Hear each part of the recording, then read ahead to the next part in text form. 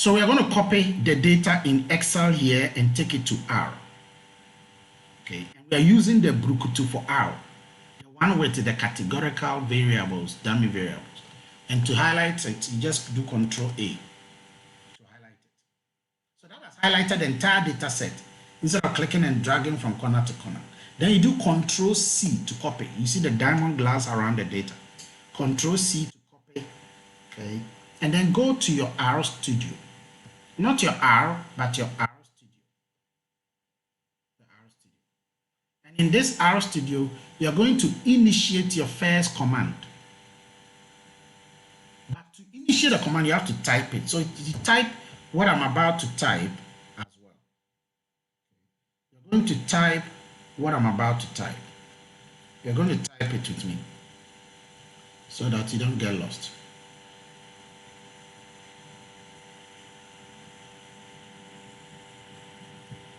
You're going to type. So click inside the top space, which is called the command window, and type this command. We are going to call the name of the data Gin, because this is Brukutu Gin Bitters. So call it Gin, G-I-N, equal to, type as I type. Okay, G-I-N. Let me just zoom in a little for you to see. So I'm typing a G-I-N equal to, then you type read. Mistakes will be punished. Read.delim. Okay, delim. And then there will be a bracket, bring a bracket. Then inside the bracket, you do double apostrophe, and then you type clipboard. Clipboard. Check the spelling for clipboard. If the slightest mistake you make there, it won't work. R punishes a lot when you make mistakes. By the way, all of these commands I'm typing are inside your notes. Okay, so you have this command nicely typed there. Like I said, when it comes to these typing, some of you will get lost. Some of you will completely be lost in the process, so don't worry. Oh yeah, it's normal to get lost. Okay. So just type the command as it stands now. Just type the R command that I just put there. Gin equal to read.delim. Now, if you've never opened your R before, which Isa taught you, okay, then it means that you have, in fact, some of you don't even have it installed. So you want to get it installed later and follow the approach I'm showing you, and then you can get it. Oh dear me. I have the commands. I have the commands all typed in blue. You know, so this is a command you're going to type in the the R command window. Let me take you back to the R command window. This is it. R command window. So type this. Now all of you who have been able to type this command, okay, all of you have been able to type this command, raise your hand. The rest, lower your hands for me. All of you have been able to type this command, raise your hand and let me see.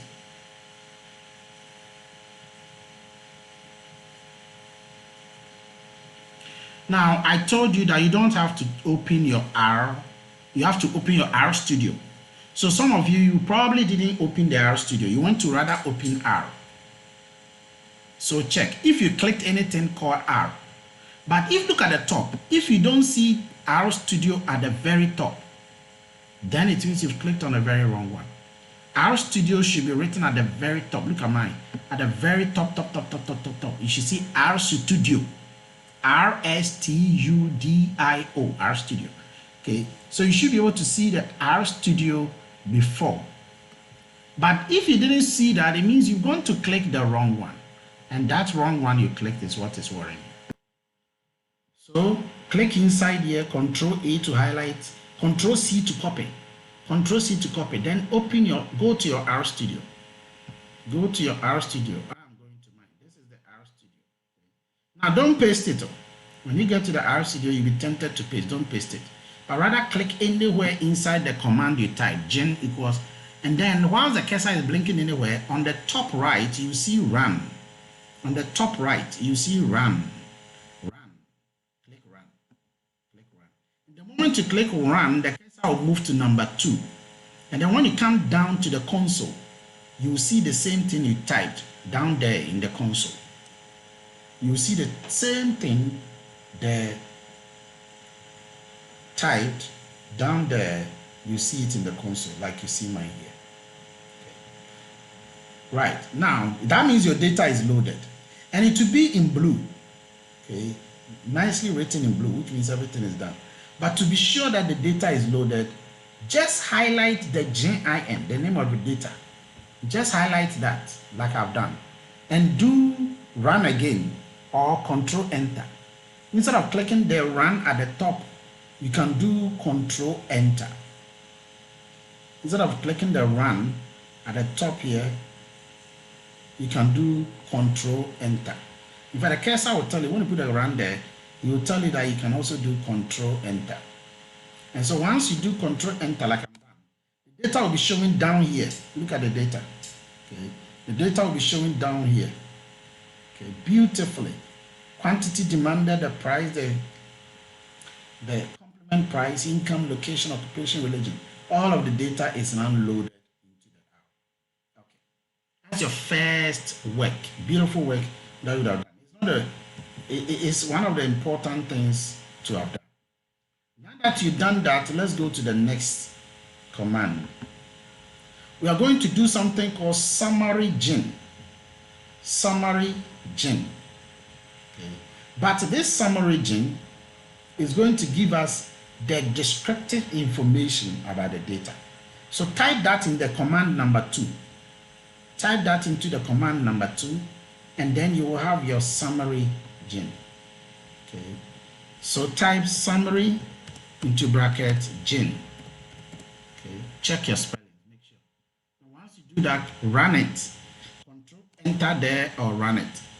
And when you do that, at the bottom in the console, like you see here, you will get some few descriptive statistics like the mean, the median, the first quartile, the second quartile, and all of that.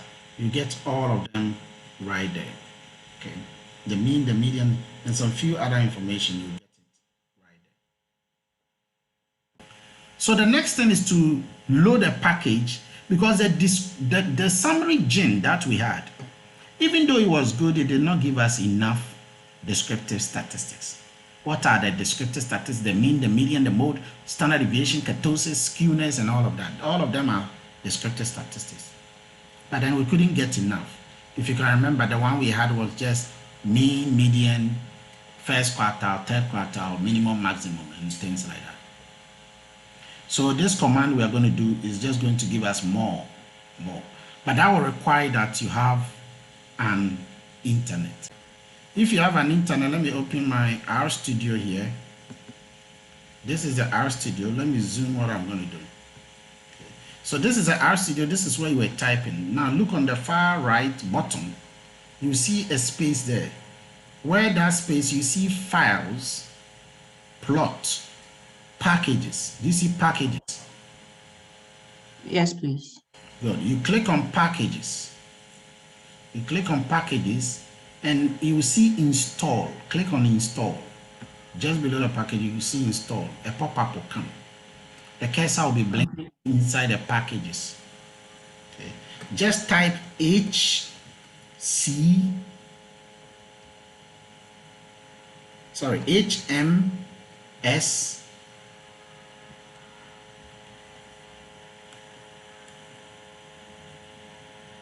or let's use psych.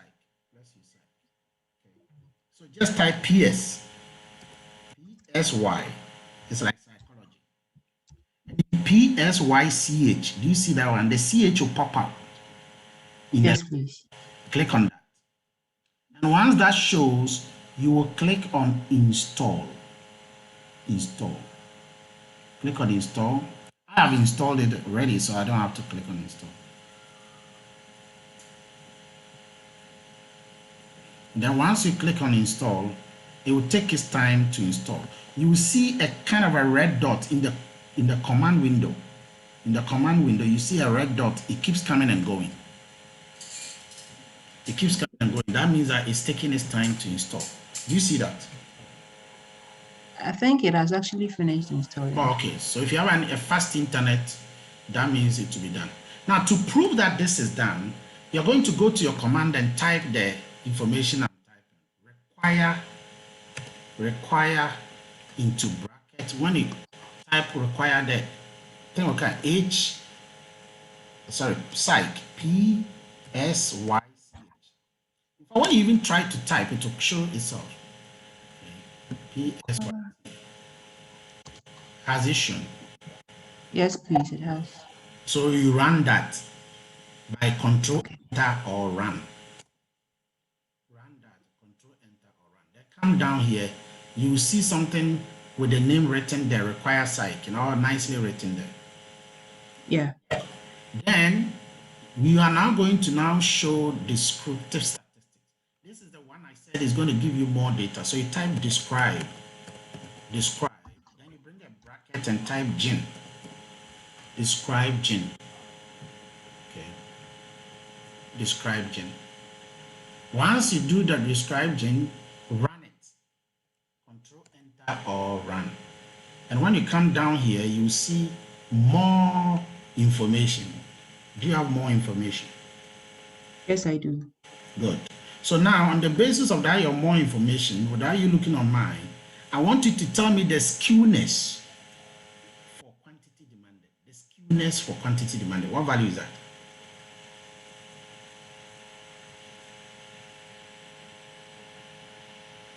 0.00. Good. I didn't show you mine. This is my skewness for, and it's exactly 0.00. Okay. So that means that you are on the path to following the trend. Now, this is a describe. When you go back to our analysis that we did, okay, when you go back to the notes, okay, that what we did is this thing. That's what we've done here. That's what we've done here. Okay. The next thing we are going to do is what is known as the checking the normality of the data set. Checking the normality of the data set. Is the data normal? Now, when is the data normal? The data is said to be normal when majority of the plots are hanging around the line. And there are three ways to check normality graphically. Three ways that we are going to use to check normality. The first one is known as the normal probability plot. This is in your note. The normal probability plot. Okay. Then you have another one. Okay. Let me go down here, which is called histogram. We are also going to do that one, histogram. And then the final one, which is the density plot. So these three, we are going to use all of them to check whether the data is normal. Now, what do we mean in the first place when we say the data is normal? Please, whilst I'm talking, type this command, this blue command in your R. Command number 4, 3, I don't know. Type that into your R studio, into the command window. Type it. It's quite a lot. It's quite a lot. If you have the notes, you can copy and then edit it in there. I'm going to copy. I'm going to just click here, drag it, and then copy everything. I'll do Control C to copy. That's what I'll do. Control C to copy. Copy text. I've done that. Okay. Once I've done the copying, I will now go to my R Studio. Go to your R Studio here, and I'll type it, or in my case, because I've copied, but for your purpose, I'm just going to zoom in for you to see. So I'll just go back here. So slight mistake will make things wrong. So what is it? Look at it. It is Q, num, bracket, gene, $Q, COL. COL means that you want the color to be blue. You can change the blue to green, to yellow, to red, any color. Okay, so you want the color to be blue. And then the line width is the LWD, the line width. You can make it 8. It is just showing the width of the line. Then you bring a column. Where there's a comma, it got to be there. Where there's a semicolon, it got to be there. When there's a apostrophe, it has to be there. Typos are very unpardonable in R. Then you add the line. Remember, these are plots, normal probability plot. So it requires that you have a line. And we want the line to be red. So you can see that the color for the line to be red. Again, the same, the line, we call it Q line. But the plot, we call it Q norm. Okay, you're putting the two together. We want the line to be red. We want the plot to be blue. The line width for the plot, we want it to be 4. The line width for the line, the fitted line, we want it to be 3. In fact, I'm going to change this and make it 4 so that they are all 4. So if you are able to type this, not making sure that there are no mistakes. If there are slight mistakes, when you do the thing, the result will not come. Okay. So you do run again or control that. And then you check on the right in the plot there. Okay, this is a right plot. You can see that in my case, all of them are showing right there. Guys, do you all see it?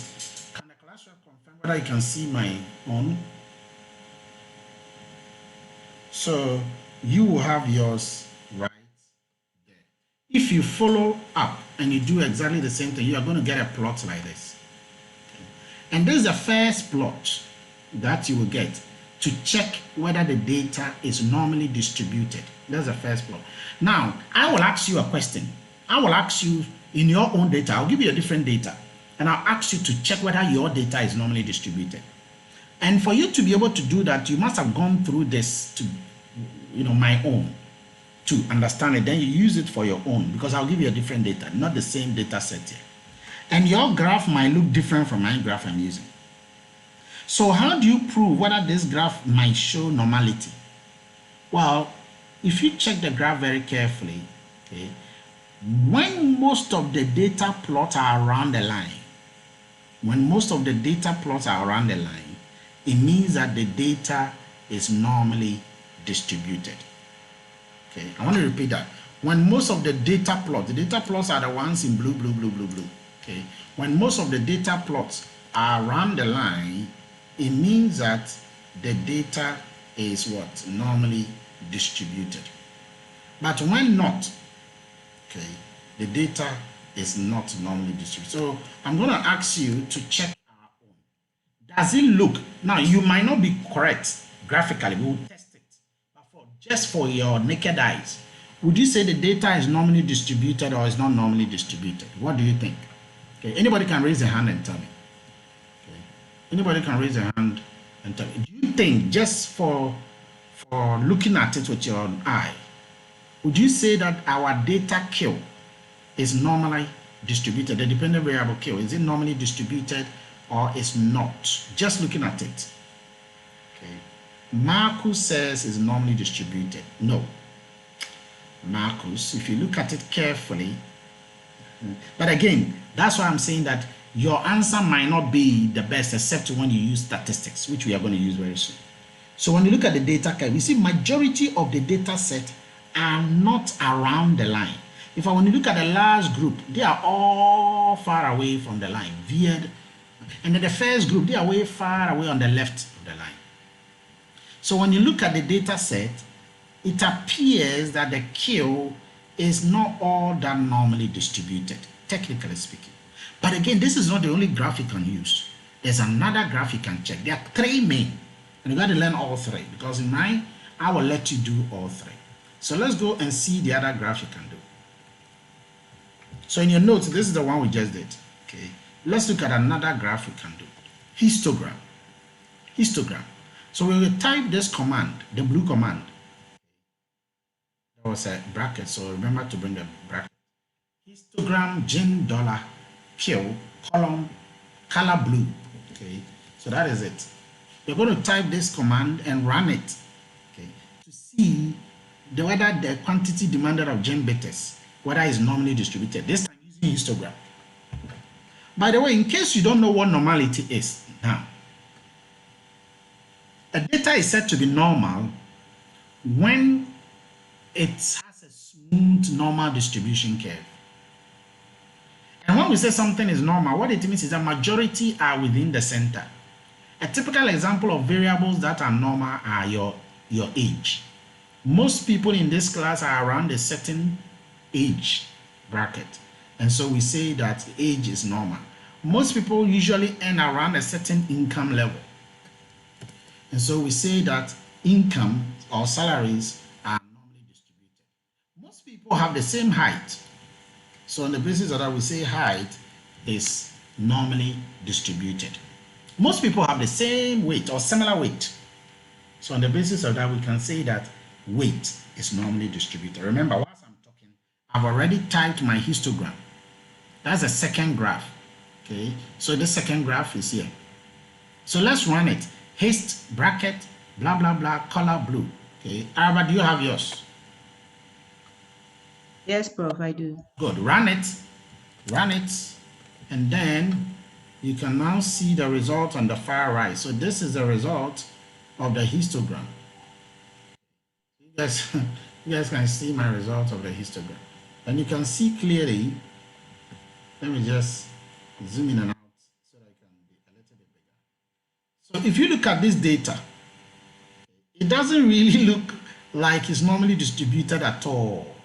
Because one thing about histogram is that normally they are all kind of at the bottom rising, getting to the top and finally falling. Okay. But this one, it starts at the top, it comes down, it goes up, it vanishes, then it starts again, it rises up and falls. Okay. It doesn't look like it's normally distributed.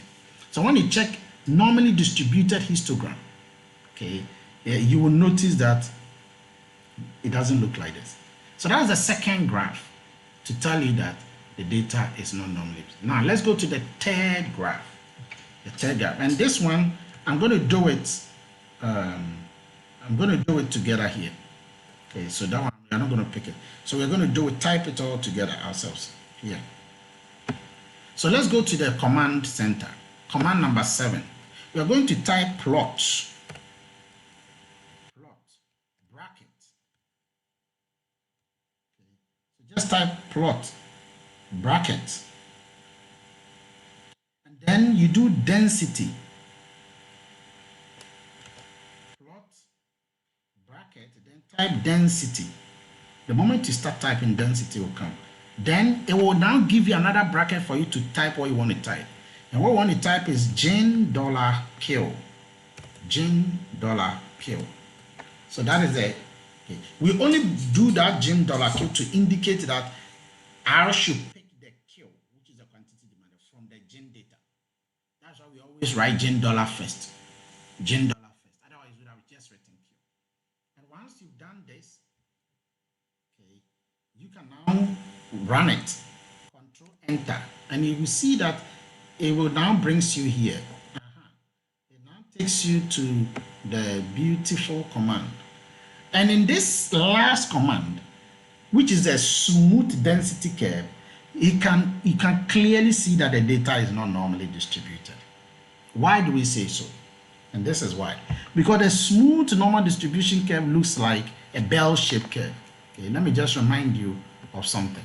So a normal distribution is normally like this. Okay, it's normally like that. Okay, it moves smooth like something like this. Okay. Even if it was something like this, okay, you know very well.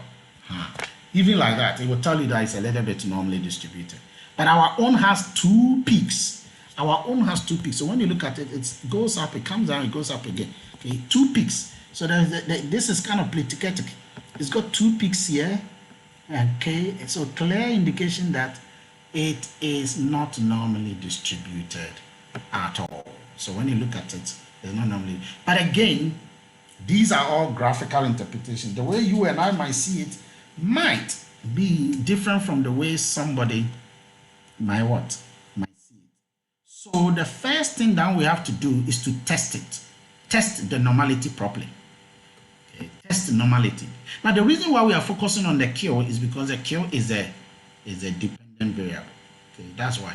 So let's test the normality. And to test for normality, we need to use a test statistic. test statistic. Now, there are some kind of test statistic you guys have really learned in this course. Who can mention one test statistic we have learned in this course? You can type it there. There's one test statistic. Okay. You can even use one letter to represent that test statistic. What is one test statistic we've learned in this course? Okay. You can type me one test statistic. Okay. Actually, we've learned three. We've learned three of the test statistics. Which one comes to mind? Which one comes to mind? Yes, Araba.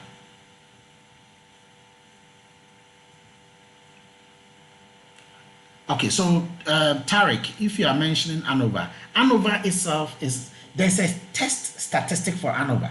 What is that? What is that very test statistic for the ANOVA? Well, if I tell you the name, you get to know. Okay. Very good. F test. It's F. What is another test statistic that you know? There's another test statistic. If we have F, then we have what? T. If we have T, then we have what? U. Remember we did a Mann-Whitney U statistic. So this is another test statistic which is known as Shapiro Dot Test. That is the test statistic you use. See, the moment I started, it's now giving me the situation. So again, I'm going to do Shapiro Dot Test, and then into bracket, you put in Gen $Q.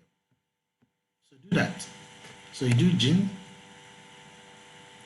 $Q. Sometimes you can go and copy the previous ones. And then put them right there. Shapiro Dot Test into bracket Gen $Q. Gen $Q. And that is what we have. Run it. Run this command, and you will get some results down here. Look down here in the console. You see, it is telling you the name of the test statistic. It calls it W test. Shapiro-Wilk normality test. That's the name of it. Shapiro-Wilk normality test. What is the p-value here? If you look at this test statistic, oh, Arab, are you with me? Yes, Prof, I am. So you also got the same value, right? Yes, 0.00387. Good. Now, how do we interpret this? And this goes to everybody. Okay. This is how we interpret it. If the p-value is greater than 5%, the data is normal. This is in the notes. If the p-value is greater than 5%, the data is normal. If it is not greater than 5%, but it's less than 5%, the data is not normally distributed. So looking at our own, who can tell me, is our data normally distributed or is not normally distributed? Our data, is it normal or is not normal? So you can type it there, normal, not normal. Okay. They use the rules of engagement. Is it normal or is it not normal? It's not normal. Very good, Benjamin. Elsha, Eric, Benjamin, very good. It's not normal. And the reason why it's not normal is because our p-value is less than 5%. Okay, our p-value is less than 5%. So the data is not normal. What does that mean? It means that all the graph that we were saying that they are not showing normality, that was correct. So you see now a proper numerical statistic has confirmed that this data set isn't normal. That is what we have there. That data set isn't normal. Okay, now that we know the data set is not normal, okay, normally how do you address it? Well, that is at the PhD level. I will not teach you that here. Okay, but sometimes what you do is that you take the log of the data. So you take the log of the Q, and then you create a new data set, and then that one will be normally distributed. Okay, but we will not go into that level now. Okay, so let's move on. Because we have a lot of commands to do. Now, the next most important command that we are going to do, and by the way, if you check your slides here, All that I'm doing are there. The next most important command is that we are going to do a scatter plot. By the way, the correlation matrix, you can do the correlation matrix in the R. We did it in the Excel, but you can go back in the R, follow these blue commands, and you can code and then get your correlation matrix. Okay. And in this correlation matrix, you can check, looking at the correlation, you can check whether there's a positive relationship, or there's a negative relationship, or anything else in there. I'm not going to go so much into that. Okay. So look at the correlation matrix and everything in R yourself by loading some of the things and checking some of them, how to get two decimal places for them. Look at all of that. It's so simple. Okay. And it's all been self-explained. My interest is to do the simple regression. That's my interest. So watch me as I do the simple regression, because this is where the cake comes in. So we are going to copy this command. However, this might take a bit of your time, but do you have the PDF in front of you? No, Prof, I don't. Okay, so you type these things very quickly, and when it comes to the main, instead of writing all of them, just write scatter plot and bring the apostrophe, because that might take a bit of your time. So we are going to plot the data set. It's called a scatter plot of the data set between the dependent variable Q, okay, and the independent variable P. We are going to do a regression, a simple regression of the data set, okay, and we want to plot it first. We want to plot it first. How do you do that? Well, plot. Use a plot command. So you're going to use this command and send the data. This AB line, okay, or this AB line simply shows that you want the regression line. If you've all seen the regression, you draw the regression line in between. And the name of the regression line we will have there. Normally, you do the bottom one before you do the top one. Normally, you do the bottom one before you do the top one. Okay. So whichever one, okay, but we are going to do both, but maybe you want to do the bottom one first. So let's do the bottom one first. This one. Or you started copying the first one. Yes, Prof, I have. You do it. Do it and then move to the next line and then just swap them. We'll run the second one first. So I'm going to the R Studio. So this is the R Studio. Okay. And at the top here, I've typed my command, gen simple. It's just to indicate that it's a simple regression. Gen simple. And I'll use a package called linear model. This is already built in. LM is linear model. So linear model where you regress the Q on the P. The Q is the dependent variable, something we've gone through already. And the P is the independent variable. There are several P's, but we have just focused on one. There are several independent variables. We want to focus only on the P. The name of the data is the gen. Then you bring a semicolon, then you command dear R that I want you to summarize the result for me. And at the bottom, you get a result. Okay. Then this next command, the other command which we are also trying to type in there was the command for the plot, which I think that some of you can do. Of course, you see, because I have the PDF, I copied it. So if you have the PDF, you can also easily copy it. So this is it. Now I need to show you, this is plot, bracket, Q. This symbol, are you able to find this symbol? It's called a tilde sign. Symbols, Prof. The symbol between the Q and the P.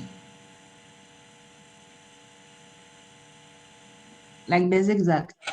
Yes, it looks like a bit of a zigzag. It's called tilde. Yes, I Some computers, they swap them with other things. So once you get it, that's fine. And the color should be blue as always. You can change it to red or yellow, green, purple, anything. The line width here, we are making it So this is just a scatter plot of the P and the Q. The name of the data is Jane. This is the title. The title, I'm just going to change mine and just call it scatter plot. Or you can even use your name, anything. So just like that. Then we want to add a fitted line from the Jane simple, the one we did before. That's probably a reason why you need to do the Jane simple first. And then you now have the line width and then the color of the line as well. So do that and run the two commands. In our case, command number 9 and 10. Run it. Now, for a person to be able to appreciate this and do it on your own, you have to go through what I'm going through step by step. Step by step.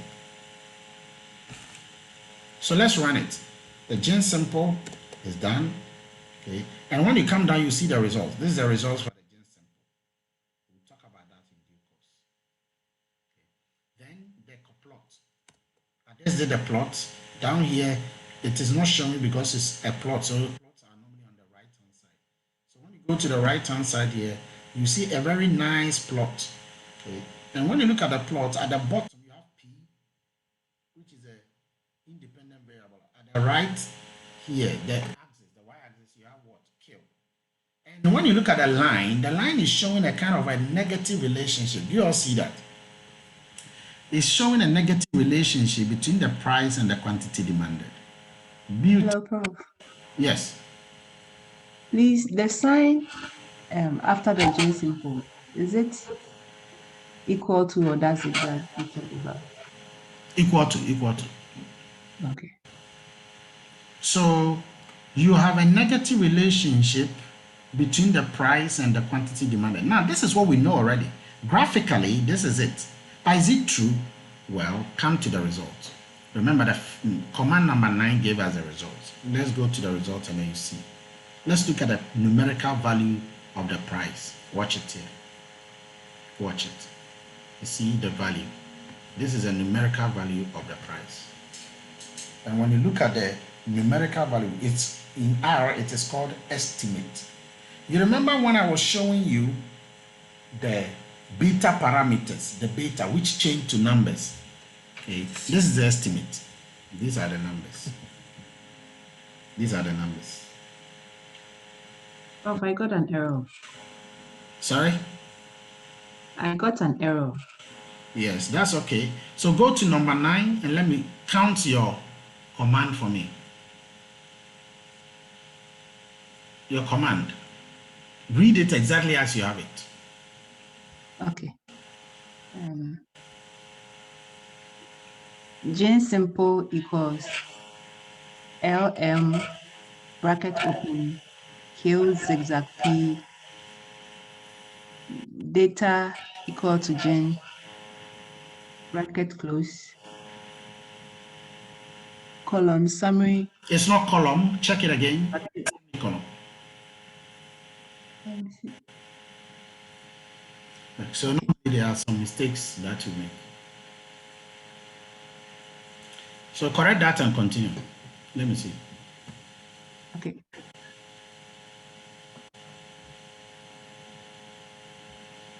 Oh.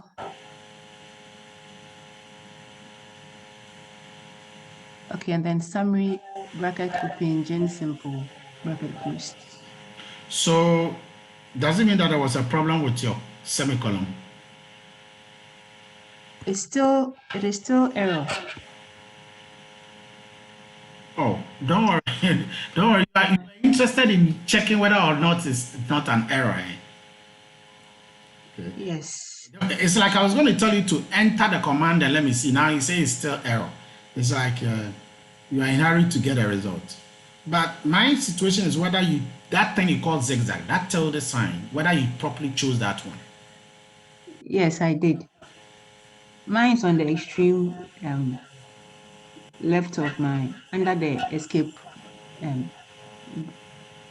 pad. And when you press it, that is what is shown. Because some people, that symbol, even though it's there, when they press it, it doesn't show that. Yeah, that's what it shows. That's what it shows. Yeah. Okay. And there was a semicolon that you had before. Yes, I've done the semicolon and then summary, gene Okay, simple. no problem. So at this stage, I will say share your screen. Let's make sense of the thing we have drawn. Now, what we've just drawn here is a graph, a scatter plot graph showing a relationship between just the price and the quantity demanded. Now, you guys know that it wasn't only price that was affecting the quantity demanded or the demand. If you can remember the Excel data, if I even write here, you can see that it was price, complement price, M, which is the income, location, occupation, and religion, and all of that. Okay, but we are just using price to demonstrate it. I can even do price and complement price and do a beautiful 2D diagram. Okay. However, because of time, I will not go there, I'll go straight. Okay. So let's look at the result. The most important thing is this result, the one I'm highlighting in the console. Okay. Let me just show you something about the results. This results is, you can see that it's only P that is shown there. It's only P. There are so many things in this result that you will learn. Okay, but I don't want to start now because we'll bring all the other independent variables together before we start. So for now, just note that the relationship, the coefficient for price is always called estimate. That's what is here, estimate. That's the price. Now, if I were to formulate this as a model, and I'm also going to write it as an equation, an estimated regression equation. So watch how I would have done it. Okay, because sometimes I will ask you to do the similar thing. So I'm just going to do it manually by hand. Okay, manually by hand. If I were to estimate it manually, this is how I'll write it. I'll write it as Ki for the quantity equal to beta naught plus beta 1 Pi plus the error term. This is how I would have written it. This is how I would have written it. This is a specified model. Okay, note it down. This is how I would have written for a simple regression. How do I know that this is a simple regression? Well, why wouldn't I know it's a simple regression? Because when you come here, you will notice clearly, okay, you will notice clearly that this is only the independent variable. Okay, that's the only independent variable affecting that. So it's a simple regression. But we have now gotten the values for the beta naught. We also have the value for the beta 1. So I can rewrite this whole thing properly. Okay. And for your information, in case you've forgotten, if you can remember, the value we had for the price was negative 14.26. Let me just bring it back. Because sometimes when you see it with physical eye, it makes a difference. So watch the value. Watch the value. The value for the first, the value for the beta naught is this 390.4. I'm just rounding it to one decimal place. The beta naught is called intercept. The coefficient of the beta naught, it is called intercept. And that's what you see there, 390.4. 390.4. The coefficient for the price, which is the beta 1, here, it is 14.3. 14.3, negative. 14.3, negative. So I'm going to put that into the betas. Okay, 390.4 and then 14.3. So let's go back to our, so now I'm going to write the estimated equation. So how do you write it? It becomes, this is how it becomes. It becomes Q, okay, equal to 390.4 minus 14.3 Pi. Remember, when we always write the estimated, we don't bring the error term. So this now becomes what? It becomes our estimated. And in order to indicate that it's an estimated, I can put a cap. Okay. I can put something like a hat for this to indicate that it is estimated. Okay. So this is it. This is our estimated for that. This is for simple regression. So what does this mean? What it means is that if I should increase the price by 1 unit, okay, if I should increase this price by 1 unit, the quantity demanded will fall by 14.3 units. That's what I mean. Will fall because it's negative. If I increase the price by 1 unit, the quantity demanded will fall by that, holding everything else constant. So that is what the regression has done for us, and that's exactly what we have gotten from here. Now the question is that, is this increase significant? The increase, is it significant? Is it significant? Anytime you want to know whether the increase or the decrease is significant, check the stars, the last one here. Okay. Check it. Anytime you want to know whether it's significant, check the p-value. By the way, the PR is PR greater than or equal to the absolute value of the t. This is a p-value. This is a p-value. And guys, in case you don't know, and I'm sure you know already, whenever the p-value is less than 5%, is good. It means we reject the null hypothesis and conclude that the coefficient is significant. Whenever the p-value is 5% or less, when it's less than 5%, then we are good to conclude that the coefficient is significant. Okay. We are not interested in the intercept, so I will not talk about the intercept. Okay. I'm interested in the p, so not this intercept. I'm interested more in the p's. So I'll highlight the price. So when you look at the price, the coefficient is what? 14.3, negative. And we have already explained that it means that a 1 unit increase in the price of gin reduces because of the negative, reduces the quantity demanded of gin bitters. But is this statement I made, is this significant? Yes. Check the p-value. The p-value is way less than 5%. How do we know? Please note that anytime you have a number like this, with e minus 1,3 at the end like that, what it means is this. What it means is that there are 13 zeros before the 5 to 5. What it means is that there are 13 zeros before the 5 to 5. So if I were to write it properly, so it's 13 zeros before the 5 to 5 means it's pure zero. Okay. So if I were to go here and I were to write it, I'll write 0.000000000000000000525. Okay, that's what it means. There are 13 zeros before the 525. So this is basically what? Zero. Basically zero. So let's go back. So if now that you understand this, what it means is that the number that you see here, the p-value that you see here for price is just what? Zero. That's what it means. And now we know that whenever the p-value is less than 5%, it means that particular variable, that particular independent variable is statistically significant. Now, how did I get a p-value? Well, to be honest with you, you guys might remember the t statistic that we did.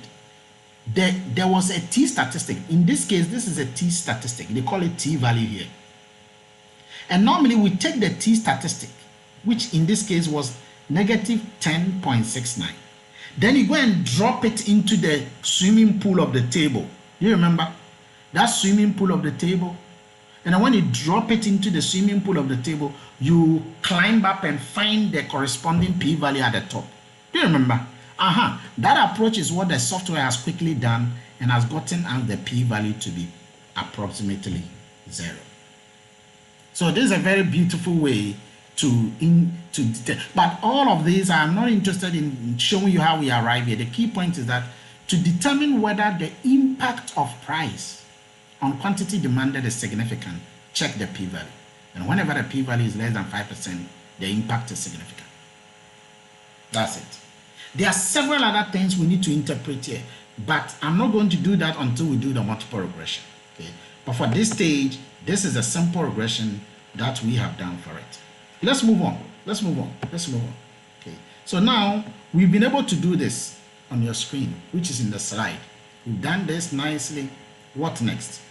The next thing is to execute the multiple regression. And I'm going to do that. Now, there are two models I have here. This one is when we are using the coded data, which we didn't use in R, but we normally use it for Excel. So in Excel, you can do that. But this is the one we use in R, so I'm going to focus on this. So Araba, you can type this second command, the second bullet, because we are going to run this command. Are you with me? Yes, Prof, I am. We are going to run the gen multi all the way up to summary gen multi. That's the most important thing for today. That's the most important thing. The most important thing. Because there are 13 questions I will ask you for your own when you've been able to do this. Okay. Gen multi. This command, you need to do that. Okay. You need to type all of that into R. I'm going to just type it, copy it into R so that you can follow me right there. So this is my R.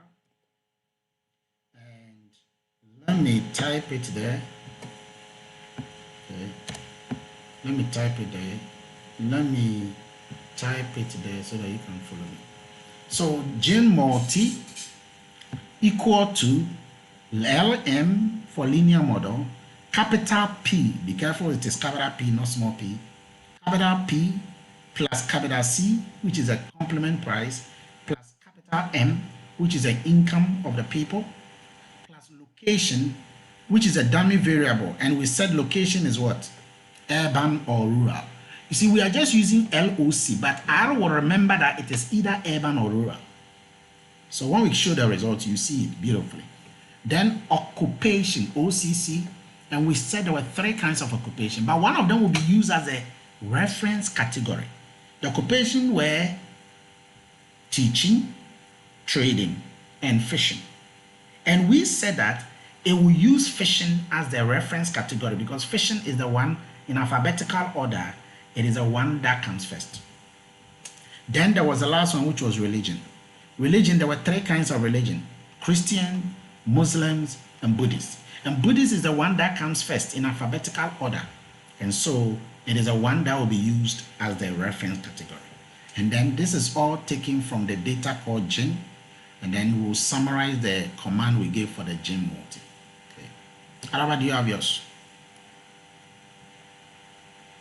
I'm almost done typing. Okay. So once you're done with this, you run it. You run it and you get the results down there in the console. And that result is the most important thing ever. Okay? Because you will need that result for several other things. Several other things. In fact, we will make sense of several other things. Because remember, it's like a thesis you are writing. When most of you are writing your thesis, you need some of this. It's like a thesis that you are writing.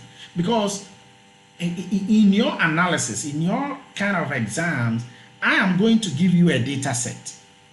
Okay, I'm going to give you a data set. And just like I gave you a data set called Brukutu Gembites, I'll just give you a data set.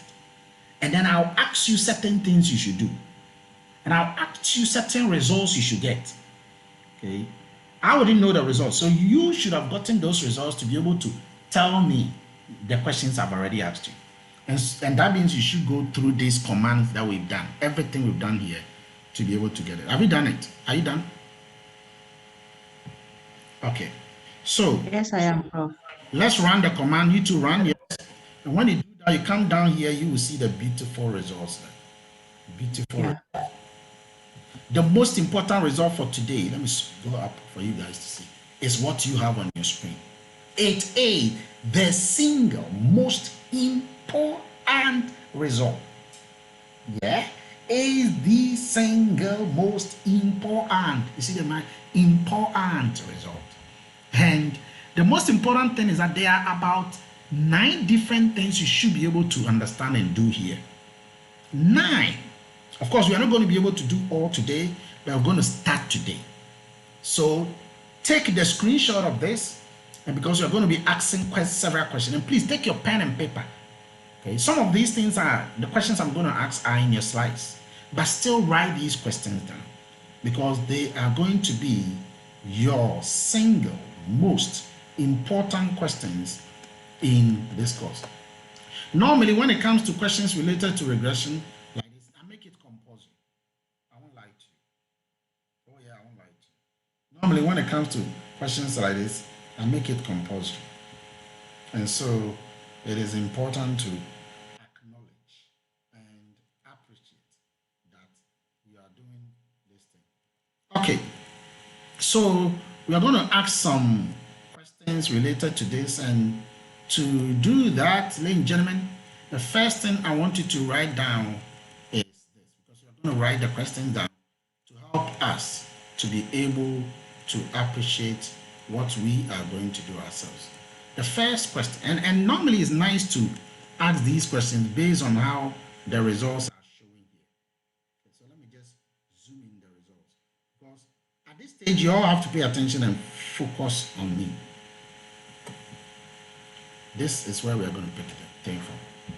So the first question you're going to get is this: specify the entire regression model. Specify the entire regression model. Now what I'm going to do is that I'm going to put these questions down, but you should write it down. I beg you. You should write it down. If you are not writing it down, it's not a healthy thing for you. Okay, you should write it down. So I'm going to create a new kind of class page here, and then we do it together. Specify the entire regression model. Okay. So specify the regression model.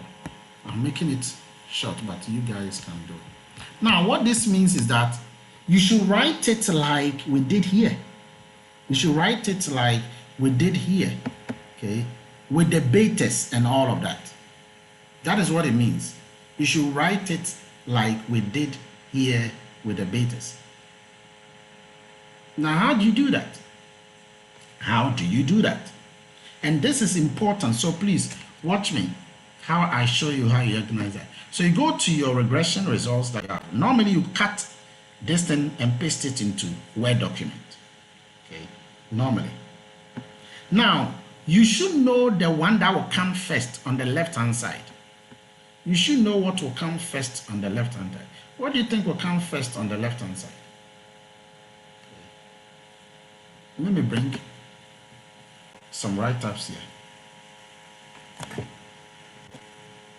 What will come first on the right-hand side?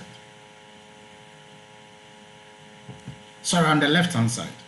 On the left-hand side, what do you think will come first?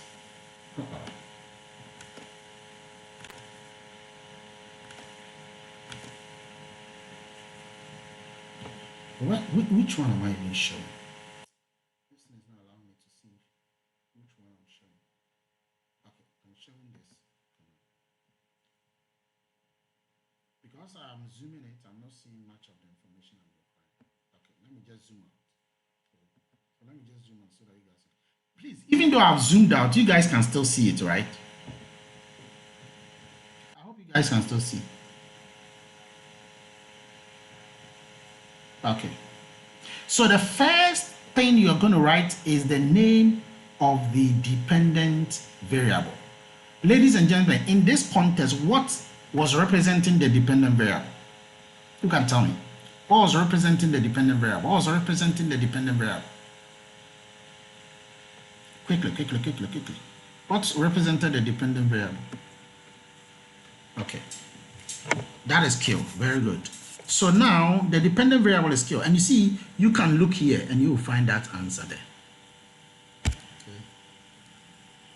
You can look here and you will find that dependent variable. So look here, look where I'm highlighting. Do you see it? Do you see the dependent variable? Araba, you were the one who wrote it, isn't it? Yes, Prof.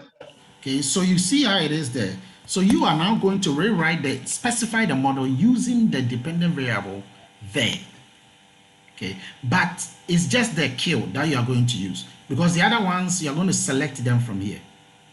And remember, you are going to select them from this information here. Okay. So the way you are going to write it is this. You're going to write Q. Let me just undo. Okay, you're going to have Q. Okay. Equal to, then you write beta 0 plus beta 1. Then you bring the first independent variable. Ladies and gentlemen, which variable is the first independent variable? In that one circle, which one is the first independent variable? Good. P. So you write beta 1 P, then plus beta 2, which is the second independent variable there, C. So you write C plus beta 3, which is the third independent variable there, M. So you write M plus beta 4. I'm just going up. Beta 4, which is the next independent variable there, log urban. So you just write it as it is, log urban, just as it is there, don't change it, okay, plus beta 5, which is the next independent variable there, awk teaching. So you write awk teaching, okay, and then plus beta 6, which is the next independent variable, awk trading. So you just write this just as it is there, you don't change anything, okay, plus beta 7, which independent variable is there, real Christians. You write real Christians. I'm just showing you something that is important later for you. Plus beta 8, and then you do real Muslims. You see, just as you saw it. Then don't forget the final thing, the error term. So you do plus UI. Okay, plus UI. This is how you specify the entire regression model. This is how you specify the entire regression model. Okay. You see, some of you were tempted to use M, okay, for location. You don't change anything. You don't use small letter. Okay, if you can see, there were capital letters that were here, P, at the C, and then the M.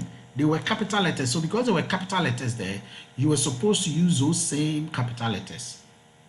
Nothing changes. It was the same capital letters which you were what? Supposed to use right there. So this is how you specify the entire regression model. I wanted to put the next question down. The next question down is write the estimated regression equation. Write the estimated regression equation. I'm going to clean this and write that. Okay. Write the estimated regression equation. How do you do that? Okay. Write the estimated regression equation. So I'm going to do that here. The estimated regression equation you're going to write is simply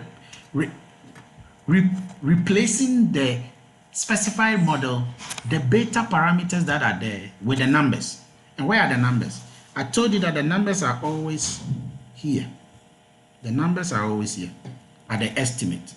So I'm going to write Q again equals to beta naught. But instead of beta naught, I'm going to take the actual intercept value down here. I'm going to take it, which is 280.27. So you do 280. Let me just do some erasing. Okay, 280.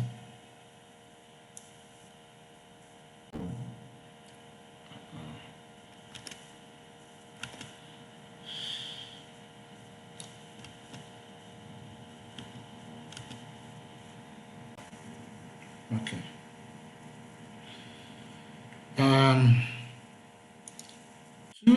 Let me just go down. So you do 280. Oh, this erasing is just worrying me.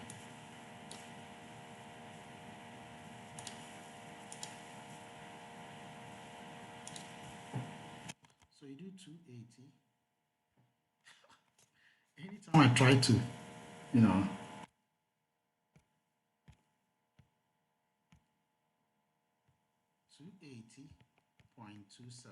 Okay, so that's the first one.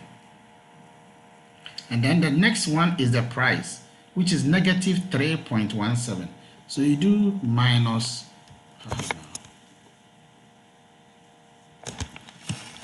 as long as I've zoomed this thing, I'm going to have this erasing, a lot of erasing to do. So I need to just lower it. Okay, so guys, some of you are seeing it beautifully, but it's not allowing me to just write these things. So that will be minus. Remember, the next value is negative 3.5. So you do negative 3.15. Okay, price. So you add a p. Then the next one is minus. Okay, minus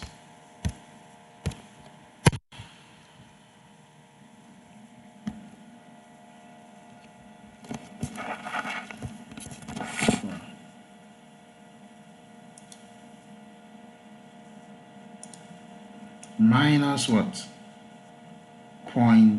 Negative, okay, minus 0.10 C. Okay, then minus 0.98. You can see it, M. Then minus 5.98 log urban. Then minus 19.43 occ teaching. And then you keep going and going and going until you get to the last one, which is minus, okay, I'm just quickly it, 23.00 or 01 real Muslims. You don't have to bring any error term there. Okay, you don't bring any error term, and that would be the estimated regression equation. Estimated regression equation. Okay, that would be the estimated regression equation. So, ladies and gentlemen, we've just done 2 of the 10 questions that you have to understand. The first one is specifying the regression model. The second one is, writing the estimated regression equation. Writing the estimated regression equation. The third one is this. Please write it down. Today is the longest day of your life. Okay. The third one is interpret the coefficients. Okay. Interpret the coefficients. Oh, sorry. Please don't do that. We'll come back to that one. Okay. The next one is rather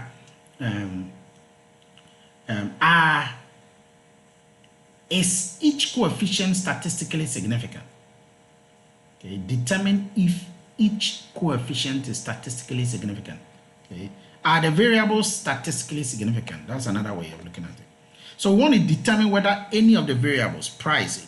Normally we don't look at the intercept. Look at the price. Look at the price. So imagine you are doing this regression in R and you did it wrongly. All of the questions that I'm asking about this regression will all be wrong, because if you did it wrong, you get everything wrong. So it's important you are doing it correctly. So let's look at the price. Is it statistically significant? Is price significant? Now I told you earlier on that if the coefficient, if the p-value is less than 5%, then the coefficient is statistically significant. If the p-value is less than 5%, then the coefficient is statistically significant. So let's look at the p-value for price. If you check it, the p-value for price is 5.3%. So it is not less than 5%. It's not less than 5%. So on the basis of this, we will not say that the p-value, okay, is significant. So we'll say that the coefficient of price is not statistically significant. Okay. Now the rest, when they have star, that should tell you automatically that they are significant. Okay. So if you look at complement price, that is what? Significant. That is significant. And when you go and check the p-value, it is 0.00. Okay. So that's approximately 0.01. So that's actually 1%. So it is significant. Look at M. M, it is 0.20. So that is 20%. way above 5%, so M is not significant. Look at Loch Urban. Loch Urban is almost what, 19%. Okay, Loch Urban is almost 19%, so that is not significant. But look at the last four, all of them have 3 stars, 3 stars, 3 stars. It means that they are all significant. And when you go and check their values, they are all almost 0, 0, 0, 0, 0, approximately 0, 0, 0, 0, 0. Okay, so that shows that all of those ones are statistically significant. Okay, and then, so that is for individual. Now let's look at all of them combined. So the next question is, are the coefficients jointly significant? Are the coefficients jointly significant? Okay. Are the coefficients jointly significant? You always use the F test, its p-value, to tell. Okay. This is a p-value for the F test. This is the p-value for the F test. And the p-value for the F test, whenever it is less than 5%, it means the coefficients are jointly significant. Now, what does this mean? The previous one was looking at individually whether they are significant in determining the dependent variable Q. Okay, individually whether they are significant. But what this last one is doing is determining whether together. Okay, so individually a broomstick might not be significant, but together it will be significant. And when you look at the p-value, this is a p-value for the F test. And you can see that the value is E minus 16. That value which shows that it is 0, 0, 16 zeros before the 2, 2. So it tells you that it is statistically 0. So, and therefore, the coefficients are jointly significant. Jointly. Even though some of them, like M, if you can remember, look at M. Okay. M was not significant. M was not significant, but together, all of them put together, the coefficients are jointly significant. So we have been able to determine individual significance, and we've also been able to determine the joint significance.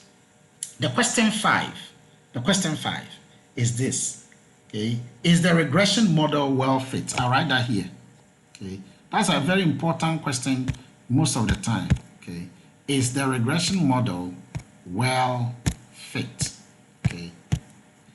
I'll write that here. Is the regression model well fit? That statement, well fit, is asking you to determine the reliability of the regression. This whole regression, is it reliable? There is only one value you use to check the reliability, and this is the multiple R square. The multiple R square. The multiple R square, and I give you this guideline always, okay? Whenever the multiple R squared, okay, or the R square, sometimes that's the name. Whenever the R square is more than 50%, and all of these things are in your notes, by the way. Whenever the R square is more than 50%, we say that the model is well fit.